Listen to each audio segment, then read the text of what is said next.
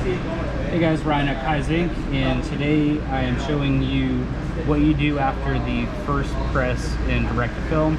So we pressed for 15 seconds, and we pulled the shirt off and laid it back down so it could cool.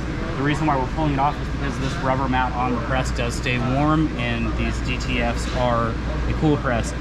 So what we could do to speed up the cool time is just taking this piece of aluminum, and we're just going to go ahead and place it on the graphic. If we didn't use the aluminum, it takes somewhere around 50 seconds for it to cool down naturally. If we go ahead and just use a piece of aluminum and you could slide it across, that way the heat's transferring to different parts of the aluminum, it should take about between 10 and 15 seconds depending on how big the graphic is.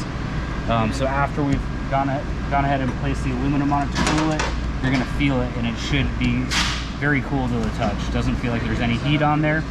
And so now what we're going to do is we're just going to release the tape and just come in carefully and start removing the graphic. Like so. We're going to want to make sure that it's not peeling up anywhere. Throw away the backer. Now you're good to go ahead and put it back on the press to post press.